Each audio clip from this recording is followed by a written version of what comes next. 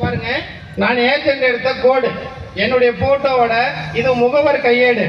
என்னுடைய கோடு நம்பரு நான் திருவண்ணாமலையில நான் கோடு எடுத்துக்கிட்டேன் 18,062,812 என்னுடைய கோடு நம்பர்.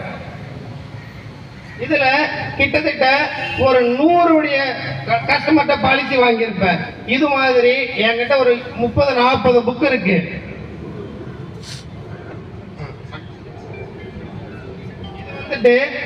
பணம் முழுமையா கட்டி பாண்டு நிறுவன ஆபீஸ் பிரான்ச் இருக்கிறப்போ இதெல்லாம் பாண்டு சரண்டர் பண்ணி கையில வாங்கி வச்ச அக்னாலஜ்மெண்ட். இதுக்கெல்லாம் இப்ப எந்த பதிலுமே இந்த நிறுவனம் சொல்லல. செபி நிர்வாகம் என்ன சொல்லுது அப்படின்னா, லோதா கமிட்டி என்ன சொல்லுது அப்படின்னா, ஆன்லைன்ல பதிவு பண்ணதை மட்டும் உங்களுக்கு பணம் திருப்பி கொடுத்துருவாங்க அப்படின்னு சொல்றாங்க. இது வரைக்கும் கொடுத்ததே கிடையாது. இப்ப இதெல்லாம் இதுக்கு முன்னாடி சரண்டர் பண்ணதுக்கு இதுக்கு என்ன பதில்? இது கிட்டத்தட்ட ஒவ்வொரு சீனியர்ஸுமே ஒரு 200-300 தான் வச்சிருப்பாங்க. மேலதான் இருக்குமா தவிர கீழே எவ்வளவு வச்சிருக்க மாட்டாங்க. இந்த செபி நிர்வாகமும் இத்தனை பேருடைய குமரல் கேட்டு இந்த ஊர்ல இருக்குதா, ஊர் விட்டு ஓடி போச்சான்னு நமக்கு தெரியல.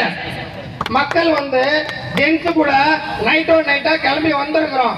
இத்தனை அம்மாமார்கள் இத்தனை தாய்மார்கள்லாம் எவ்வளவு பிரச்சனையை சந்திச்சுட்டு வந்திருப்பாங்க. அவங்க குமரல் கேட்டு கூட அவங்க மனசாட்சி இருக்குதா இல்லையான்னு இந்த அரசாங்கத்துக்கு தெரியல.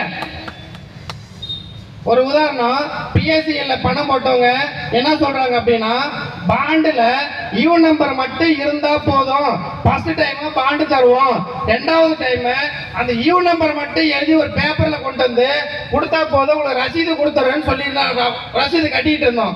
இன்னைக்கு எங்க போச்சு அந்த யூ நம்பர்லாம்? எல்லாமே ஒரிஜினல் பாண்டே வேணும், எல்லாமே ரசீதே வேணும்னு கேக்குறாங்கல்ல.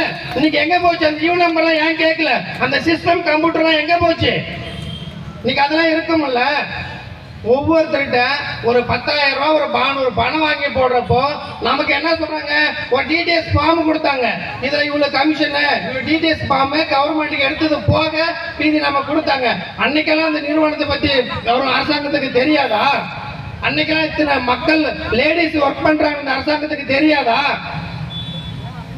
இன்னைக்கு சின்ன சின்ன பசங்கள் எல்லாம் வீட்டுல நம்ம இருந்த ஒரு ஃபங்க்ஷன் போறப்ப பணம் கட்ட முடியல, என்ன சொல்றாங்க, உங்க பொண்டாட்டி தாளை வித்து பணம் கொடுறான்னு கேக்குறாங்க. நம்ம வித்து கொடுக்க முடியுமா? ஒருத்தருக்கு பாலிசி வாங்கியிருக்கிறோம், வித்து கொடுக்கறதுக்கு ஆயிரக்கணக்கான பேருக்கு பாலிசி வாங்கியிருக்கிறோம், நம்ம கொடுக்க முடியுமா? 1000 பொண்ணுங்களுக்கு தாலி கட்டி இருக்கிறோம், நம்ம கொடுக்கறதுக்கு ஒரு தாலி தாங்க கட்டி இருக்கிறோம்.